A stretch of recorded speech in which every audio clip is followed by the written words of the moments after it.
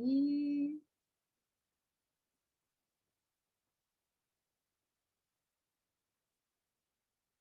y... y...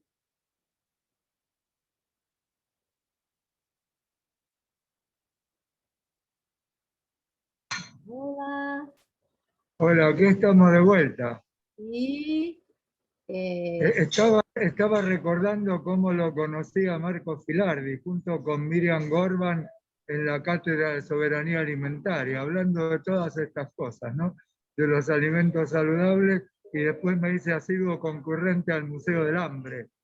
Marco Filardi es el hacedor del Museo del Hambre, así que pedirle en todo caso que te cuente algo sobre el Museo del Hambre. ya mismo, ya mismo. A ver, Sí.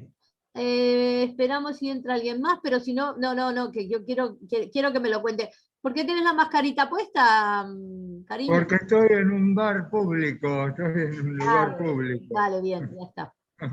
No dije nada. Eh, ¡Hombre Peque! ¡Hombre Peque! ¡Qué alegría! Hoy no la vi a Dina por acá, no No, está hoy Dina, qué lástima. estará por entrar. Mm. Ostras, también hombre, qué guapo, por favor. Ángel Lozada, Peque, es un histórico activista de aquellos de toda la vida, aquellos cuando estás en el medio del campo mirando por qué el vertedero y por dónde viene el agua y qué está pasando con las capas freáticas y tal. Ahí está el Peque dando el callo. Y lo mismo en la universidad vamos, que organizando manifestaciones. Bienvenidos, bienvenidos, bienvenidos. Estamos con un invitado excepcional, pero bueno, a la verdad que son todos excepcionales, porque Cristina también está trabajando cada día, Norberto ni les cuento, pero bueno, el prota de hoy es Marco Filardi, abogado de derechos humanos y soberanía alimentaria, y nos empezaba a contar qué es el Museo del Hambre. Bueno, el Museo del Hambre es un espacio de encuentro por la soberanía alimentaria en Buenos Aires, que le llamamos así porque la apuesta política y simbólica es convertir al hambre en un objeto de museo. Es decir, que hagamos colectivamente todo lo que esté a nuestro alcance para que el hambre no esté más, digamos, que no lo encontremos ahí afuera como lo encontramos hoy a pasitos nomás del propio museo, ¿no? Y como creemos que el camino que efectivamente nos puede llevar a garantizar que todos estemos adecuadamente alimentados y que el hambre sea efectivamente un objeto de museo, es la lucha por la soberanía alimentaria, decimos que es un espacio de encuentro por la soberanía alimentaria, ¿no? Ahí tenemos cines, debates, presentaciones de libros, charlas, muestras artísticas, biblioteca popular de la soberanía alimentaria, albergue transitorio de semillas, todas actividades que en realidad son una excusa para el encuentro, una excusa para que, como decía Norberto, yo, tantas y tantos, nos juntemos a cranear colectivamente cómo podemos hacer para construir sistemas alimentarios basados en la soberanía alimentaria, que es el principal desafío político que tenemos por delante, ¿no? A nuestro entender. Y como bien decía Norberto, el Museo del Hambre, a su vez, es parte de una red más amplia que se llama Red de Cátedras Libres de Soberanía Alimentaria y Colectivos Afines. En una de esas cátedras es donde nos conocimos con Norberto, que es la Cátedra de Soberanía Alimentaria de la Escuela de Nutrición de la Universidad de Buenos Aires. ¿Y qué son las cátedras libres? Son espacios que hemos armado centralmente en universidades públicas nacionales, abiertos a la comunidad, el denominador común es que están todos abiertos a la comunidad, donde se fuman los roles de docente, de educador, de educando, graduado, investigador, profesor, donde colectivamente con la comunidad nos juntamos a pensar estas cuestiones, ¿no? A poner en discusión pública el modelo agroindustrial dominante y a construir, digamos, agroecología y soberanía alimentaria. Hoy ya son, Adriana, 50 espacios en todo el país que estamos haciendo esta tarea, en esta red, en todas las provincias argentinas prácticamente. Y bueno, y el museo, como les contaba, es parte de esta red más amplia. Qué bueno, yo tuve el privilegio de formar parte de la primer cátedra de soberanía alimentaria de la Universidad de Luján. Hombre, claro, aquello era una maroma de gente, lo que tú dices, ¿no? O sea, desde el perro flauta, como se llama aquí, ¿no? De gente que vive en el campo de una manera totalmente anárquica, por llamarlo de alguna manera, pero muy, muy, muy Hola, hola. Muy, muy puesta con la tierra bueno, y los jefes de cátedra, vamos, así de claro, ¿no? De toda la ingeniería. Hola, Peque. Lo veo por allí. Peque, nada, estoy aquí disfrutando con esta gente que ni te cuento, y contigo no veas. Esas cátedras de soberanía alimentaria que han ido aumentando, ¿la gente lo sabe? Bueno, cada vez más porque han crecido en número. Vos bien recordabas la cátedra hermana de la Universidad Nacional de Luján, pero la primera cátedra nació en la Universidad de La Plata en el año 2003, con lo cual estamos hablando de una aventura colectiva que lleva ya 18 años.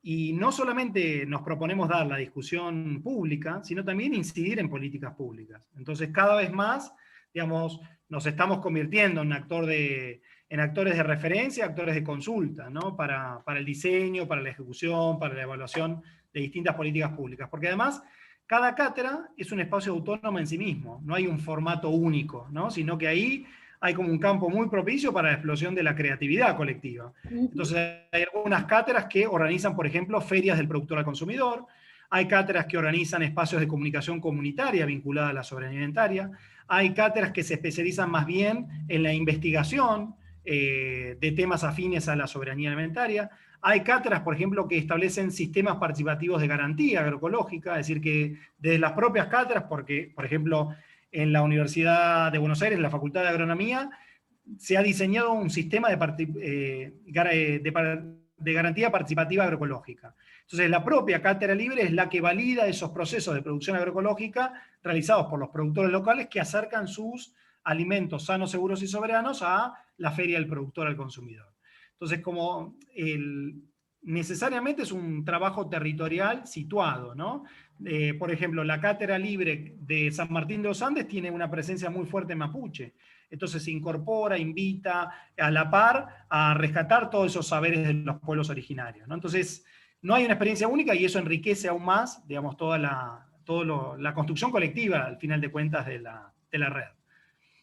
Es bueno porque es como te contaba que se está haciendo esta convergencia, ¿no? Que puede resultar caótica, pero en realidad está co-creada por toda la gente que se va sumando y que vamos haciendo, ¿no? Porque también, Ángel, Peque, tú también estás en contacto con la universidad aquí en Cataluña, ¿verdad?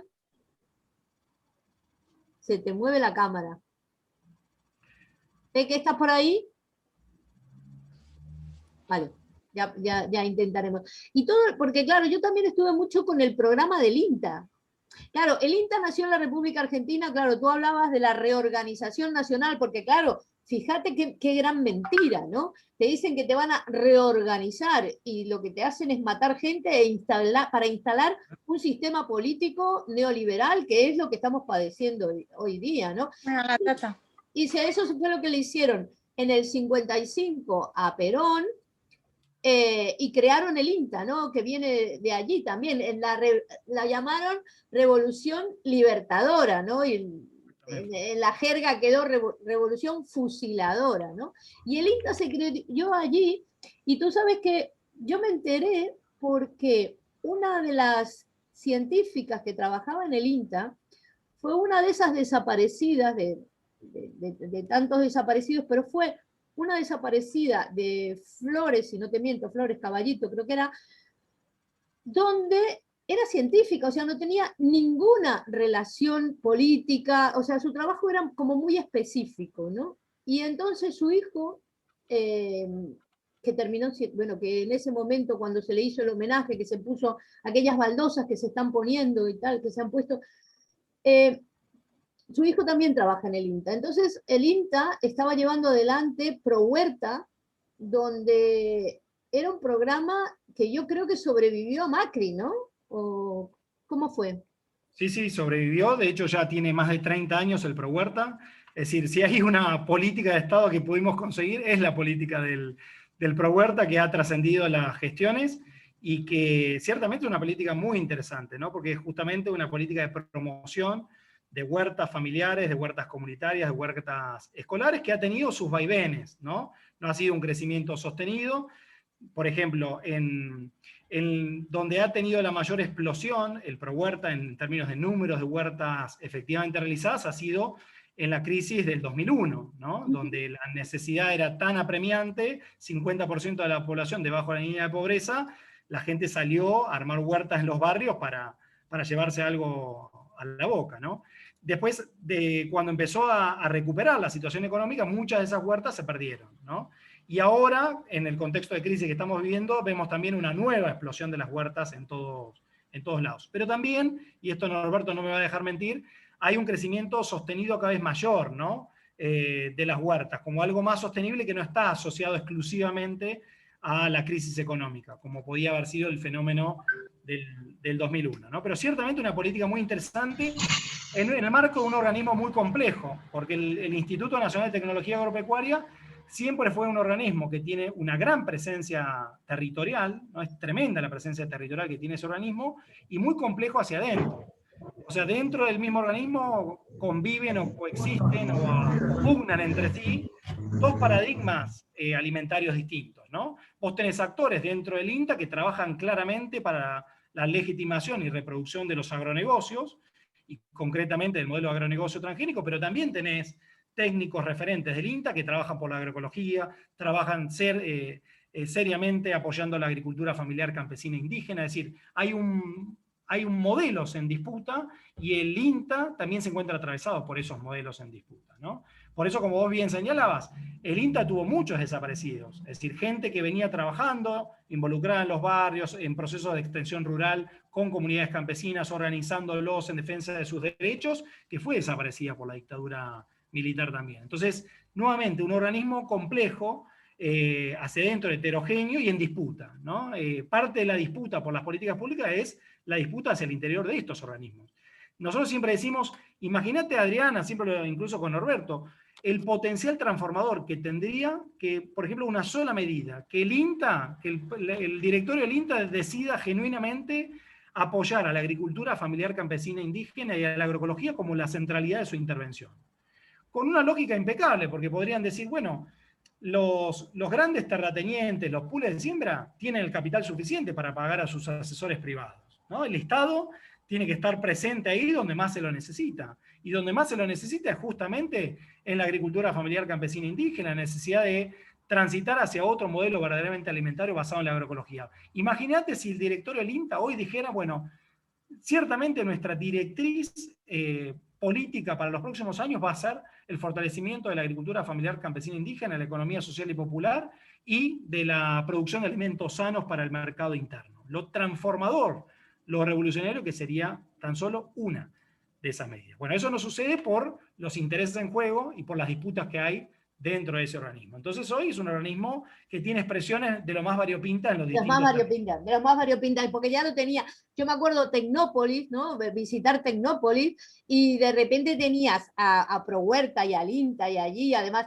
muy apoyado desde el Ministerio de Desarrollo Social con Alicia Kirchner, ¿no? O sea, aquello estaba a tope, apoyando y demás, y al lado lo tenías al de ciencia, ¿no? Y entonces, claro, porque nadie está contra la ciencia, o sea, dicen, yo creo que nadie en su sano juicio puede estar contra la investigación científica ni contra la tecnología. De lo que estamos hablando es que la ciencia y la tecnología sirva a los derechos humanos, sirva a la gente, no que la gente le sirva al capital, no que la tecnología sirva al capital. Aquí llevamos una batalla con el 5G, vamos, de terror, ¿no? Y hay dos puntos que no quiero que se me pasen, los tengo aquí apuntados, que yo creo que sería una acción concreta, que también se lo digo a Peque, con respecto al etiquetado, que esta ley, si sienta precedente en Argentina, esto que hablabas del etiquetado, sería muy bueno, para que tenga un apoyo internacional, ¿no? Porque nos atañe a todos. Cuando estamos hablando de esto, es que entrar en bucle, ¿no? Lo que tú decías de Garzón, ¿no? O sea, lo mismo pasa aquí que está pasando allí. Y otra, lo de las cátedras de soberanía, que también vamos a proponer, si te parece bien, si les parece bien, vamos a proponer a la gente que está trabajando en política de soberanía de aquí de Barcelona, de la capitalidad, poder organizar algunas jornadas con estas cátedras con estas cátedras de Argentina, ¿no? Para Barcelona. Y con respecto al INTA y a la agricultura familiar, cuéntame cómo va lo de las semillas orgánicas, porque yo me acuerdo que hacían semillas orgánicas. En esa multiplicidad vos tenés desarrollos de cultivos orgánicos o agroecológicos, incluso semillas en ese sentido, y tenés también producción de transgénicos en el marco del mismo INTA, ¿no? Y desarrollo e innovación en transgénicos, en edición genética, también en esto que se llaman las tecnologías 4.0 aplicadas a la agricultura, ¿no? Por eso decimos organismo en disputa. Y ciertamente de eso hablamos cuando hablamos, Adriana, de soberanía alimentaria. Estamos hablando de un verdadero paradigma, ¿no?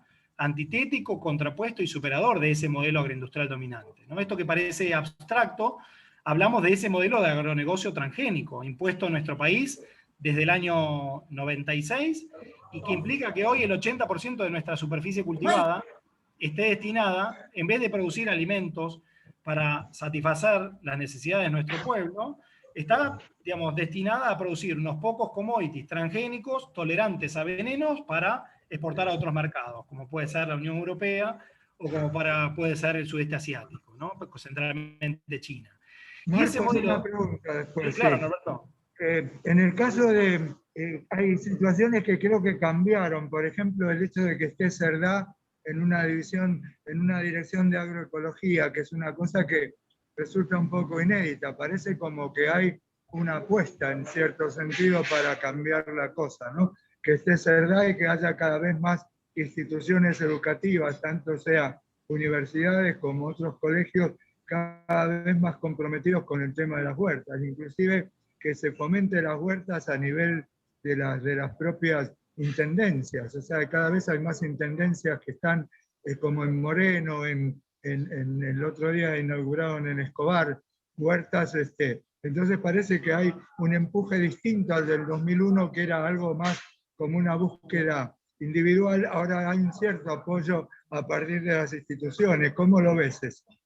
Coincido totalmente, Norberto, porque efectivamente el movimiento por la soberanía alimentaria en Argentina es un movimiento que está creciendo de abajo arriba, lentamente, ¿no? Desde que fue introducido en el año 96 por la vía campesina hasta ahora, se ha ido construyendo de a poco, tejiendo redes de abajo arriba. Y entonces lo que hoy vemos son expresiones, ¿no? de ese movimiento de abajo arriba. En primer lugar fueron los órganos locales, ¿no? En los municipios, como vos bien señalabas, Norberto.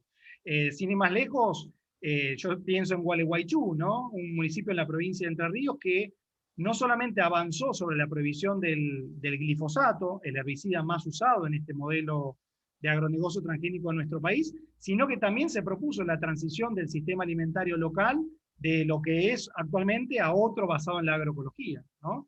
Del mismo modo hay provincias que han avanzado, entonces Misiones ha sido la primera en tener su ley de promoción de la agroecología y su primera ley de soberanía alimentaria. Lo mismo recientemente la provincia de La Pampa ha tenido su ley de fomento de la agroecología y hay discusión a nivel de varias provincias más. Y como vos bien señalabas... ¿Misiones nombraste? Misiones tiene ley de agroecología y de soberanía alimentaria, dos leyes distintas. Fue la primera provincia en adoptar una ley de promoción de la agroecología. Ostras, porque cada jueves estamos hablando con Beatriz y Tierra Martínez, son del Instituto Nalum, que son los que están organizando la Internacional Grande de Permacultura, y justamente están en Misiones, y lo que contaban era, ellos en vez de hacer una ecoaldea, de montarse su comunidad, lo que hicieron fue introducirse en la comunidad que ya había. Son unas 3.000 personas que viven allí y tal, ¿no? Y entonces, claro, comentaban que algunos siguen utilizando pesticidas, ¿no? En su propia alimentación, ¿no? O sea, que ya como que están acostumbrados, ellos están haciendo otra cosa, están mostrando otra cosa con el ejemplo y demás, ¿no? No, sin duda que el hecho de que haya una ley de promoción de la agroecología no significa que toda la producción sea agroecológica. En Misiones, menos que menos, ¿no? Misiones es una provincia en la que hay una presencia muy fuerte de la agricultura familiar, entonces todo tiene que ver siempre, decimos, con el acceso a la tierra, es decir, el minifundio propio de la provincia de Misiones fue el terreno fértil para la proliferación de la agricultura familiar campesina e indígena, en mayor proporción a otras provincias, ¿no? Ahora, no, eso no significa que todos esos agricultores familiares produzcan alimentos libres de agrotóxicos. De hecho, la mayor parte sigue aún hoy atada a ese paquete de venenos. Pero ciertamente, cada vez más hay productores que avanzan en producciones agroecológicas en la provincia, ¿no? Estimuladas también por esa ley provincial que las fomenta. Y Norberto decía un hito histórico, ¿no? Eduardo Cerdá, que es el referente de la RENAMA, Red Nacional de Municipios y Comunidades que Fomentan la Agroecología, que es una red que se armó en los últimos 6 años, que en realidad lo que hace es congregar a todos los productores, a todos los técnicos, a todos los municipios, a todas las comunidades que quieren abandonar el modelo tóxico dependiente, el modelo convencional para avanzar hacia la agroecología, se encuentran ahí congregadas. Eduardo Cerdá, como referente de la RENAMA, es hoy el primer director nacional de agroecología de la historia. Es decir, hoy ya logramos, digo logramos, ¿no? De abajo arriba, que el gobierno nacional tenga que crear una estructura que le dé lugar a la agroecología. Por supuesto, no con el nivel de apoyo, con el nivel de financiamiento que nosotros quisiéramos, ¿no? Nosotros quisiéramos prácticamente que todo el Ministerio de Agricultura sea un Ministerio de Agroecología. Bueno, hoy nos toca solamente una dirección poco financiada, con poco apoyo político por ahora, pero bueno, ya tiene su lugarcito, ¿no? Y seguramente ese lugarcito va a ir creciendo en los próximos años, porque es un paradigma que vino para quedarse y para seguir creciendo, ¿no? Entonces, como señalaba Norberto, estamos teniendo cada vez más expresiones de abajo arriba en municipios, en gobiernos provinciales e incluso en distintas áreas del gobierno nacional en ese sentido. Sin ir más lejos, el Ministerio de Desarrollo Social también creó un programa que se llama Sembrar Soberanía Alimentaria, que es un programa de financiamiento a proyectos locales vinculados a soberanía alimentaria. El Ministerio de Ambiente y Desarrollo Sustentable creó un programa que se llama Del Cuidado de la Casa Común, que tiene una línea estratégica en agroecología y soberanía alimentaria. El ENACOM, que es el Ente Nacional de Comunicaciones, financia proyectos de comunicación audiovisual con la línea de agroecología como línea priorizada. Entonces, efectivamente, la agroecología, la soberanía alimentaria empieza a hacer su caminito en la estructura del Estado nacional y de los estados provinciales, no sin dificultades, porque el modelo agroindustrial dominante está vivito y coleando y sigue siendo dominante, ¿no? Entonces hoy la agroecología coexiste con un modelo fuertemente dependiente de veneno. Somos el país hoy que más agrotóxicos por persona por año usa en el mundo. Adriana, estamos usando 525 millones de litros de agrotóxicos por año, de más de 5.000 formulados comerciales distintos, con las tremendas consecuencias que eso genera en los territorios. Aumento de los cánceres, de las malformaciones, de los trastornos de fertilidad, de los trastornos neurodegenerativos, enfermedades de la piel, respiratorias. Es decir, estamos sometiendo a nuestros pueblos rurales a condiciones de vida que los están enfermando y que los están matando. Y lo mismo nos pasa a todos, porque esos agrotóxicos en esa cantidad y en esa diversidad están presentes en los alimentos que comemos, en el aire que respiramos, en el agua que bebemos. Entonces, Norberto y yo, que vivimos en la ciudad de Buenos Aires, también somos alcanzados por esos agrotóxicos, por más que no nos pase un avión fumigador sobre nuestras cabezas. Y también nos estamos enfermando en los pueblos y ciudades como consecuencia de la exposición a esos venenos, ¿no? Entonces, por eso decimos que el modelo agroindustrial dominante necesita ser cambiado urgentemente, porque es un modelo que nos está enfermando y nos está matando, ¿no? No solamente por los objetos comestibles que ponen en nuestras mesas, esos ultraprocesados de los que hablábamos antes, sino también por el uso de venenos para producir alimentos al que recurre de manera constante, ¿no? Y también porque destruye los ecosistemas de los que dependemos nosotros en tanto miembros de una trama de la vida más para seguir viviendo. Este modelo ha arrasado los bosques, selvas y humedales, destruye los cursos de agua, destruye los polinizadores, destruye la flora y la fauna, destruye la fertilidad de los suelos, que es el reservorio de vida de nuestros hijos, de nuestros nietos. Es decir, es un modelo ecocida por donde se lo mire. No hay chance de que nuestros hijos, nuestros nietos, si seguimos haciendo las cosas como las venimos haciendo, tengan un futuro posible. Vos lo decías, Adriana, caminamos inexorablemente a un suicidio colectivo. Y este contexto de pandemia en el que estamos, global, debiera servirnos para esa reflexión, ya que hoy el título que nos convocaba era la reflexión colectiva. Debiera servirnos para la reflexión, porque llegamos a donde llegamos por hacer las cosas mal. Y si no atendemos las verdaderas causas profundas de lo que nos llevaron al estado de cosas en el que estamos, vamos a cometer los mismos errores. Esto no se resuelve con una vacunación masiva a nivel global, esto lo sabemos. Se resuelve atendiendo de frente las causas estructurales. Y las causas estructurales tienen que ver mucho con los modos de producir, de distribuir y de consumir los alimentos que hemos diseñado hasta ahora. Entonces, centralmente, si queremos evitar esta u otras pandemias por venir, tenemos que transformar de raíz nuestros sistemas alimentarios y construir otros sistemas verdaderamente sostenibles, basados en la agroecología, en la economía social y popular, en la localización de los sistemas alimentarios, en la primacía de la agricultura familiar, campesina e indígena, en una palabra, en la soberanía alimentaria, ¿no? Buenísimo, buenísimo, buenísimo. Nosotros estamos hablando de un cambio de escenario, ¿no? Un escenario donde vivimos sin petróleo, sin megaminerías, sin nucleares, o sea, sin combustibles fósiles, sin matarnos por el camino y sin volver a las cavernas. O sea, esa es la permacultura, ¿no? Esa es nuestra apuesta por la permacultura, ¿no? O sea, lo que nos sobra y lo que nos falta, ¿no? Entonces, plantearte un escenario sin importación ni exportación, las ballenas estarían felices, vamos, o sea, la implicancia que tiene justamente cambiar ese modelo de consumo y de producción, ¿no? Entonces, porque claro, fíjate que toda la publicidad de reciclar y reciclar y reciclar está puesta en hacerte sentir culpable como consumidor. Pero tú te vas a comprar, yo ahora estoy buscando para mi yerno un sistema de aguas para que deje de usar, bueno, no sé si viste la publicidad de esta Convergencia, ¿no? Una botella de cristal de un lado y un montón de plásticos del otro, ¿no? O sea que una botella de cristal te reemplaza un montón de plásticos, no solo con lo que toda la energía, toda la huella ecológica que tiene para fabricarlos, sino también a la hora de abocar, o sea, a la hora de serlo residuo, ¿no? Entonces, claro, y lo estoy buscando, ¿no?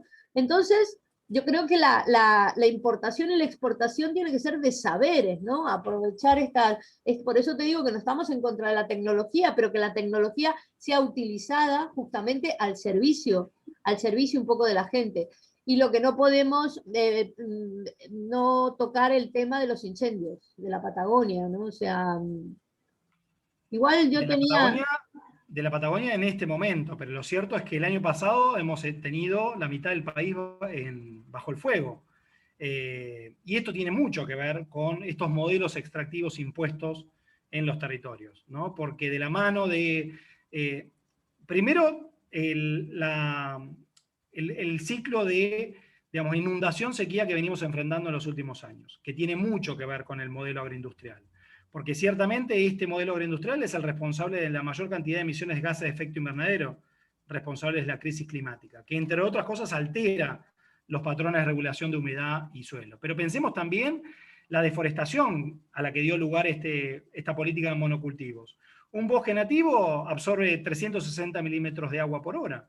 Si uno tala un bosque nativo para plantar soja, como ha pasado en toda la región del Chaco salteño en nuestro país, está, digamos, generando las condiciones para una inundación, que es agravada incluso si plantamos soja, que absorbe tan solo 30 milímetros de agua por hora, usamos químicos como barbecho que nos impermeabilizan el suelo y usamos maquinaria pesada que nos compactan los suelos.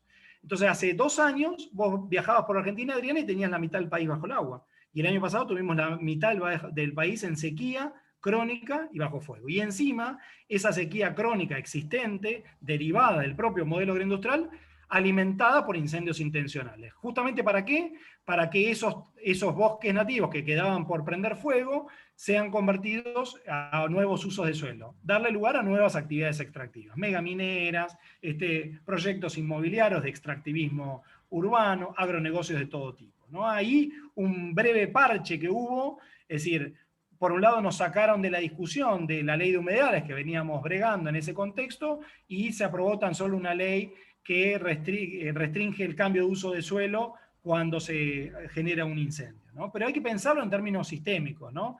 Esta semana, como vos bien señalabas, incendios en Chubut y Río Negro, todavía no está del todo claro los móviles, los responsables, pero ciertamente en un contexto de una provincia que venía movilizada muy fuertemente en contra del intento de imponer, y este es el término, ¿no?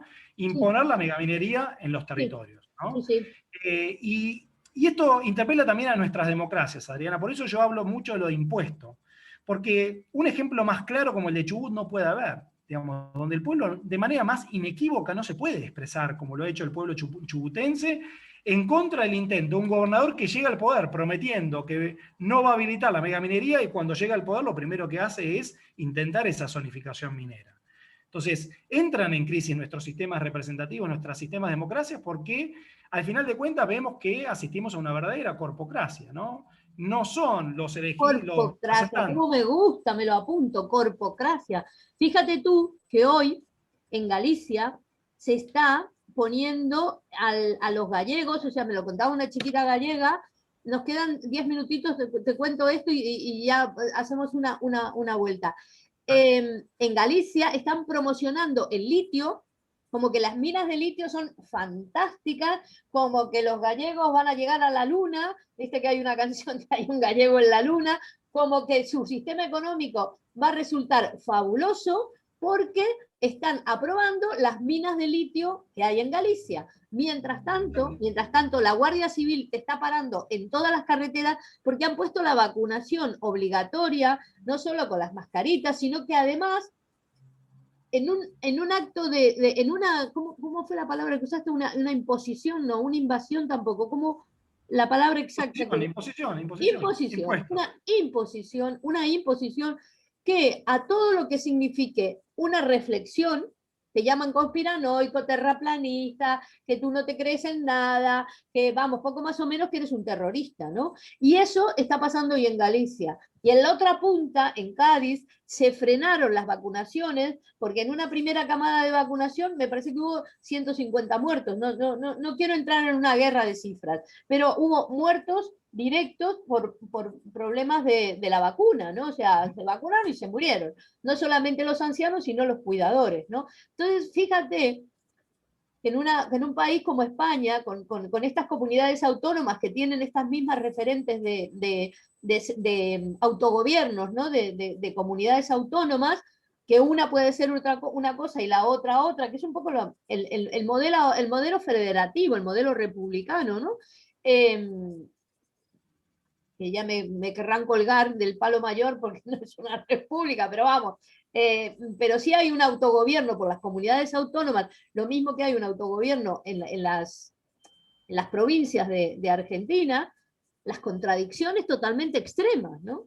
Las contradicciones totalmente extremas, y donde el sentido común, donde la lógica, donde el cuidado a la gente está en segundo plano. Es el cuidado de la economía, ¿no? Entonces, y siempre en un sistema continuo, en la escuela, en el internet, en la tele, en la prensa, en las músicas, en las canciones, yo inclusive en las películas que ganan Oscar, ¿no? O sea, te crea una idiosincrasia de individualismo total y absoluto que es el que te eche la culpa al otro, ¿no? O sea, como que el otro, pues a mí me encanta ese lema de la patria es el otro, ¿no? O sea, ponerse al servicio del otro. A ver, vamos, quiero que lo cierres tú, pero me gustaría darle, aunque sea un par de minutos. Peque, ¿tú crees que podrás hablar? ¿Te funciona el cacharro? Peque, no sé, lo intenté. Cristina, ¿alguna pregunta? Es medio minuto, por favor. No, es que estoy alucinada, me ha encantado y te estaba escuchando con el tema de las vacunas, que me parece horroroso todo lo que está pasando aquí, y esto ya lo sabes, que lo hemos hablado, y estoy totalmente de acuerdo. Perdón. Ostras, perdón. ¿Me escucha, Adriana? Sí, dime, Peque, sí. Ay, se me fue Cristina. No, si tengo un poco de tiempo, un minuto o algo para... Un minuto, sí, por favor, un minutito. No, yo quería decirle un poco a Marco y a vosotros que, bueno, en este país nuestro, yo soy campesino. Así, de hecho, me dedico al campo. Hoy llevo unas 14 hectáreas de tierra y empecé, bueno, no me quiero enrollar, en los años 80, ocupando unas tierras y ahí estoy. Y bueno, que ese proceso que él ha explicado es el proceso que hemos seguido en este país. En este país se sigue tragando venenos, se sigue tragando otras cosas. Hemos mejorado mucho, pero los transgénicos no los meten igual, o sea, el bio pues no es tan bio, pero bueno, se ha avanzado, no es igual que planteaba Marco, pero que aquí en el Parque Agrari y en toda la zona campesina de España somos los mayores exportadores de lechuga bio y ecológica, pero lo que hay, bueno, es una parte importante, pero lo que hay es plantar 4 plantas fuera de tomillo, de romero, de tal, abejorros dentro, pero luego dejaría mucho que desear. Hemos avanzado mucho. Entonces, bueno, ahí estamos. Entiendo de que ese proceso pues lo tengan allá, pero que seguir luchando, nosotros hemos mejorado mucho desde hace 40 años, por supuesto, pero se sigue utilizando herbicidas, pesticidas y se sigue utilizando cada vez menos, cada vez menos porque la presión social aprieta y que, bueno, que sigan por el camino de seguir luchando y tirando para adelante y denunciando, pero que bueno, nosotros no estamos tan bien, o sea, y cada uno que arregle con lo que pueda. ¿Vale? Por lo tanto... El 23, Peque, el 23 nos vemos tú y yo aquí a las 7 de la tarde, como estamos ahora con Marcos, y vamos a hablar de todo este activismo y todo lo que venimos dando caña con Peque hace tanto tiempo. Es un gustazo tenerte aquí y nos volvemos a ver el 23, tú y yo ahí en un mano a mano como estamos ahora. Norberto, medio minuto.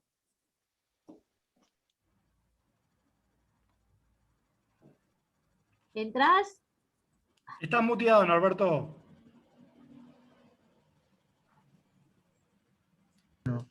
Ahora sí. Ahora sí. Bueno, no, realmente fue muy buena la cosa, da como para más, evidentemente. Yo estoy preparando una cosa para presentar en cuanto pueda que tengo armada sobre extractivismo, que habla de los 3 extractivismos básicos, el minero, el agropecuario y el urbano. Y bueno, seguiremos en la lucha con Marcos desde donde estemos y y como podamos, pero evidentemente hay que reconocer todo esto que está pasando. Lo de los incendios también. Yo tengo un terreno en Córdoba que anduvo cerca, el incendio no llegó, pero evidentemente hay que darse cuenta todo también que como que que forma parte de un plan, ¿no? Como lo de los incendios en la Patagonia, la mayoría de la gente señala que fueron provocados, ¿no? Lamentablemente. Y así, bueno, habrá que ver cómo seguimos con todo esto y gracias. La idea es seguir defendiendo la soberanía alimentaria y el derecho a poder comer sano. Otro día tendríamos que hablar un poco más sobre la propiedad de las semillas, las leyes de semillas que nunca pudieron ser y todo eso que da también para una charla bastante profunda, ¿no? Sí, me quedo con esto. Perdona, me quedo con esto y por eso te decía lo del etiquetado, lo de las cátedras de soberanía, serán propuestas concretas que pasaré aquí a Barcelona, a Política Alimentaria de Barcelona, que están haciendo encuentros, y a ver si allí. Nada, un minutito final de despedida, Marcos. ¿Cómo te sentís? Contame cómo estás. No, me encantó este diálogo de saberes de los dos lados del gran charco, porque las problemáticas son comunes. Asistimos a un modelo fuertemente globalizado que tiene características propias, como bien decía Ángel recién, en un lado y en el otro lado del charco, pero asistimos a una imposición muy fuerte de los grandes capitales, ¿no? Que están dictando nuestros modos de ser, de estar y de vivir en los territorios. Entonces, teniendo en cuenta eso, el desafío principal es construir poder popular, ¿no? Construir sistemas que verdaderamente estén al servicio de las grandes mayorías, y no al servicio de la reproducción del capital, ¿no? Este es un sistema que genera ganancias extraordinarias para unos pocos, que cada vez se hacen más escandalosamente ricos. Y el principal desafío es que las grandes mayorías nos unamos y nos organicemos para que los sistemas estén justamente en beneficio de las grandes mayorías, y que haya alimentos para todas y para todos. Y eso es lo que viene a traer un poco el paradigma de la soberanía alimentaria. Muy bien. Bienvenida a la permacultura, derechos humanos y ecología. ¡Qué maravilla! ¡Qué maravilla! Muchas gracias y seguimos el 23 con Peque, con Ángel Losada, y nos queda pendiente ponerle fecha a la presentación de Norberto, que ya nos hizo una presentación fantástica de permacultura. Gracias. Abrazo fraterno. Un gusto. Vale. Me queda el corazón.